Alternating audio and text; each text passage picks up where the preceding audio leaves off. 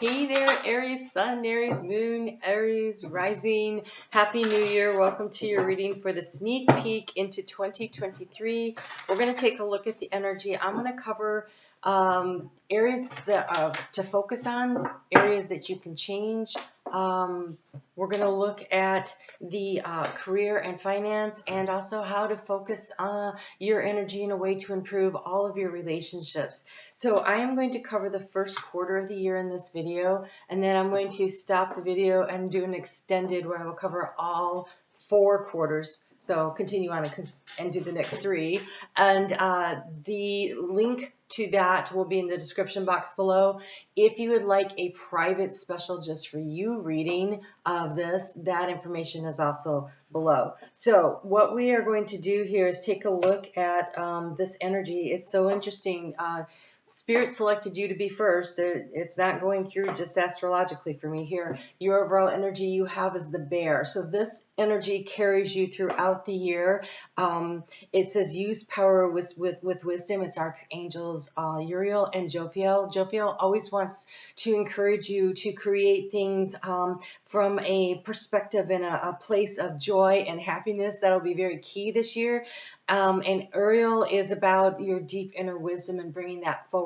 So that makes total sense to me. I'm not going to really get into astrology in these readings, but I am going to mention for you guys that there is two new moons in your sign during Aries season, one at 0 degrees and one at 29 degrees, and the one at 29 degrees is actually an eclipse, and it's an eclipse because it's heralding the entrance of the North Node moving into your sign. It gets there actually in June, so in time for the summer solstice, the North Node will then be in your sign for the next year and a half or so, and so this is Spirit saying they have your back.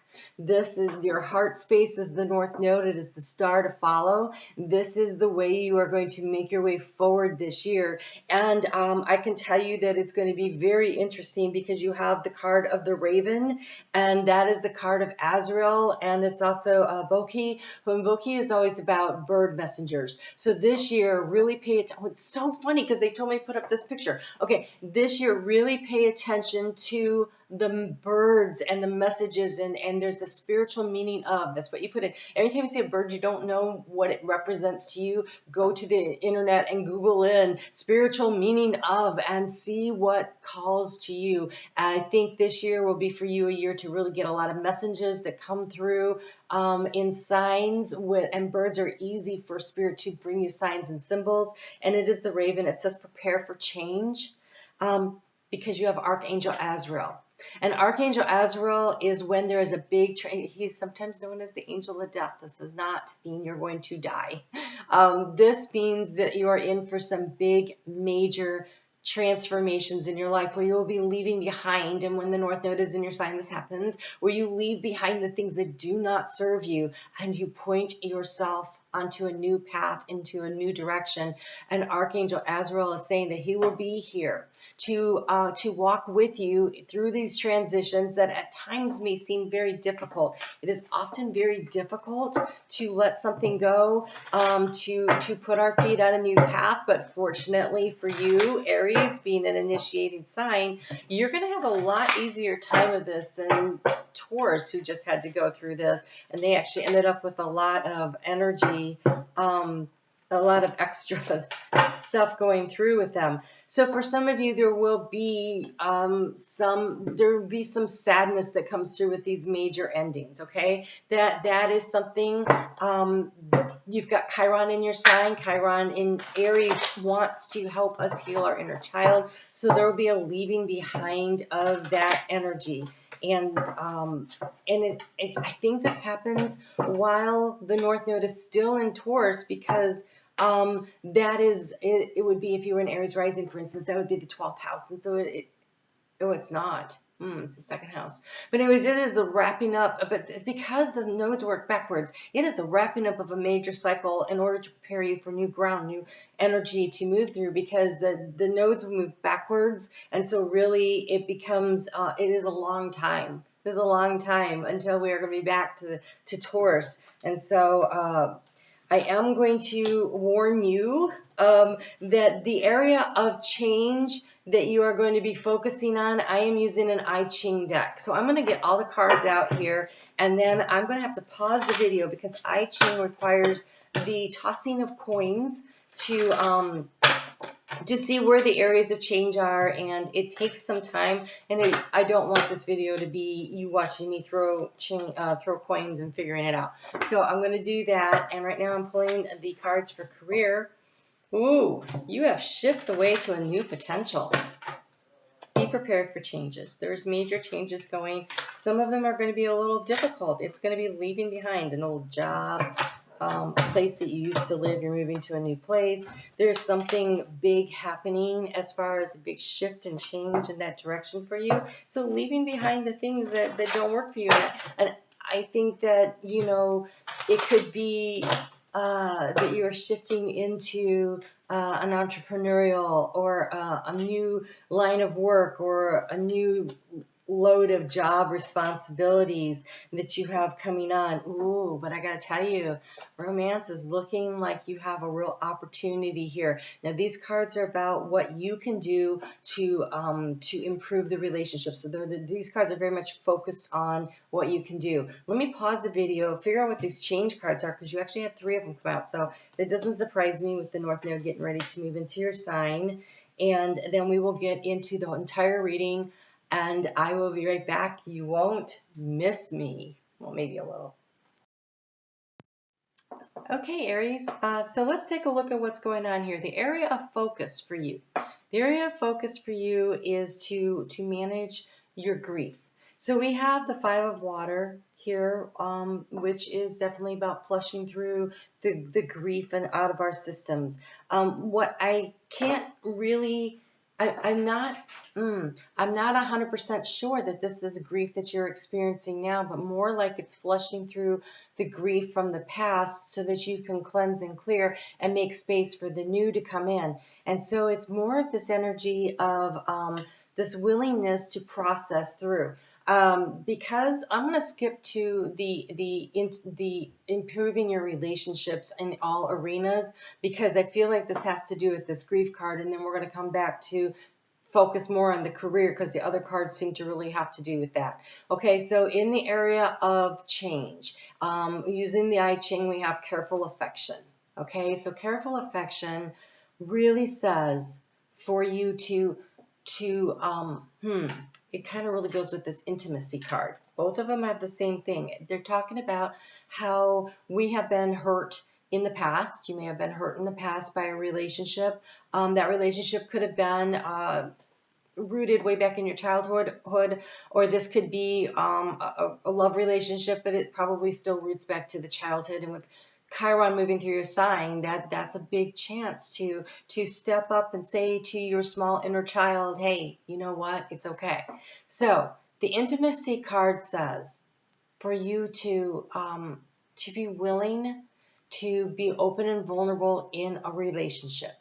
Be open and vulnerable. That, however, does not mean talking hours and hours. They're not your therapist. They're not your therapist. If you need a therapist, you really should get a therapist.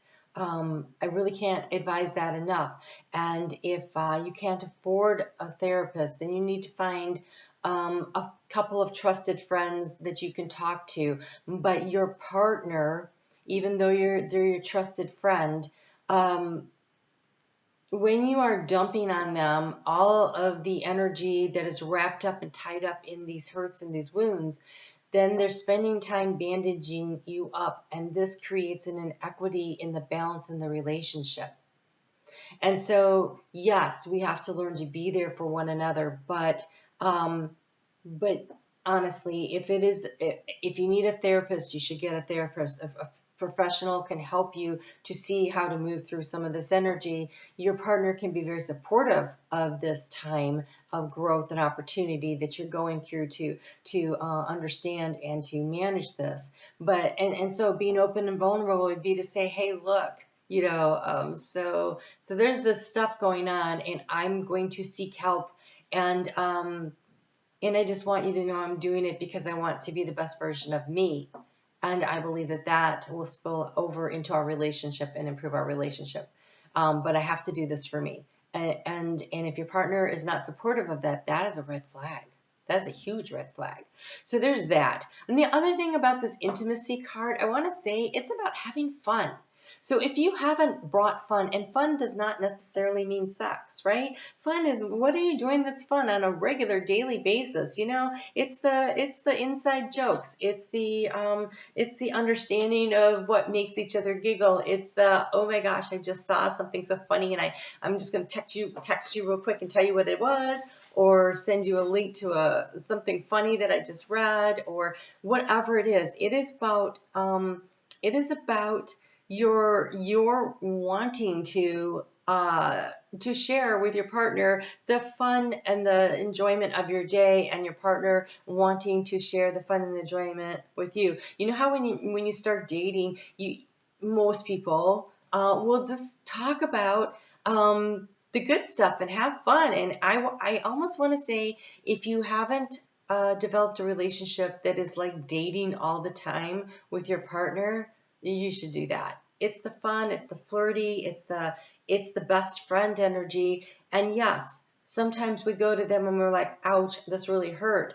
But in order to really resolve deep-seated issues, there's a necessity to get a professional involved, and you should do that. And your partner should not be your therapist, but they should be a support system. I hope that makes sense. Now, what can you do for yourself? We have the Rainbow Retriever, and the Rainbow Retriever, this is something you can do for yourself every day. And so the rainbow colors here correspond with your chakras. And so the red is the root chakra. That's your basic security. That is where I feel safe and secure in my life, and all my needs are met, right? And so you start off in the morning, and you can do this in the shower. You can literally, so it doesn't have to be something that you have to set aside time. You can do this while you're first waking up in the morning and you're getting ready to get out of bed, or you can do this in the shower. And anyway, so what you do is you just visualize yourself bathed in that red light of security, and then you move to the orange. And the orange is the sacral chakra, and that is your creativity, and that is your sexuality. That is the area where we feel empowered. It is our inner spark. It's our inner joy, right? And then we move into bathing ourselves in the yellow. And the yellow is the solar plexus, and that is the light that we shine out into the world, kind of like a lighthouse. That's the light that goes out. It's like the sun. It draws and it magnetizes to us whatever it is that we need to get through the day. And so then we focus on being bathed in the yellow light. And then we go to the green, and the green is in the heart chakra. And the heart chakra, this energy here is about the healing of the heart chakra. So if what you want to feel instead is all loving and romantic, then pick pink. Okay, so, or you can actually bathe yourself in a swirl of pink and green, right? It's your visualization. You get to do what you want. So then you sit in that energy for a couple moments, and then you move on to the throat chakra, which is the blue. That is our truth. That is our ability to speak up and speak out for what we believe in, what we want, what we need in life. And in speaking our truth, it will resonate with others. And that is one of the ways that we also draw and attract stuff to us, is through that frequency of resonance. And so the vocal cords actually have this vibrational energy. And so when you speak your truth, when you put it out there, it really comes back to you. And so that is such a gift that you give to yourself, but also to others that are like, wow, yes, I resonate with that, right? And then we go to the purple, and the purple is it's an indigo. It's kind of this mix between purple and blue, and that is your third eye chakra, which is connected to your pineal, which is connected to your higher self. And so we want to bathe in that energy so that we are open to receiving the guidance from our angels, our guides, our higher self as we move through the day. So it helps with the decision making, the choices we make. It brings in clarity, brings in a lot of clarity. And then you go to the purple, which is almost white. And so it's like a very light lavender color, and you bathe yourself in that, and that opens up the crown chakra. And as you open up your crown chakra, you are inviting in the energy of your higher self to pour in, to help and guide you, not only in your decision making, but also to bring to you. It's like bringing it all together. It's putting the bow on it. It's like taking control of your own life through working with your higher self on a very daily, intimate basis. And so this is something you could do, and look how fast I said that. You could do it that fast, almost in the shower, right? So you can totally do this for yourself every day, make that a daily practice. I think that you will find it will really change a lot of things in your life. This is very impressive energy that is coming through. Okay, so when we look at, you focus on career and finances, you have the card of shift the way to new potential. And I want to show you a couple of things. You will notice the green, and also there's this gold. And this gold is part of the solar plexus, like really pulsating out. And the green is in your heart chakra. And so this is belief that you deserve to have the green, right? So you're shifting your focus, aligning your actions with what will bring in, because we have the Seven of the Swords, right? And the Seven of Swords it's not lying, cheating, stealing, especially now when we're talking about how can you bring in more money. I definitely would not be saying lie, cheat, steal, right? Spirit's not saying that. They're saying there is a creative way. There's a way to streamline what you're doing. There is a way that I want to say no one else is really thinking about. And so it is your cleverness. It is your cleverness. And it is by shifting your way to how can I work smarter, not harder, right? So in the traditional Rider-Waite Seven of Swords, this guy is sneaking off with swords because there's a battle coming in the morning. And if the enemy has less swords to fight with, then they have a greater chance of success in defeating the enemy. And so this thinking outside of the box, how can you disarm others around you? Through your actions, the thoughtful way you handle things. And that comes up also with this card of where to focus the change and the card of humility. They are talking about the same kind of energy. And so let's look at that in the light of the career aspect. And so this is that to be open to the fact that everybody is going to be able to make mistakes. They're really learning opportunities, so I really don't want to call it a mistake. But you really wish that you would have done this better or that better, or seen that, or paid attention to that detail. How did that get through? Humility in this aspect here, what it's asking you to do is to assess the situation from the vantage point of maybe you didn't get everything right. And then what it is paying attention to, okay, so if I would have done this, I would have noticed that, I would have seen that. And then it is about taking the leadership role to create change, not by degrading, not by humiliating, not by, hurting other people, but by saying, I accept responsibility for my part in this.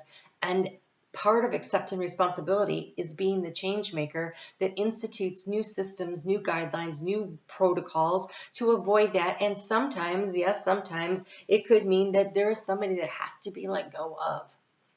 Like somebody is undermining the progress or the prosperity of your business or the place you work or something around finances. And so, yes, there is a need to look at where is money drifting away from you. So for instance, are you being billed every month for a service you don't even have?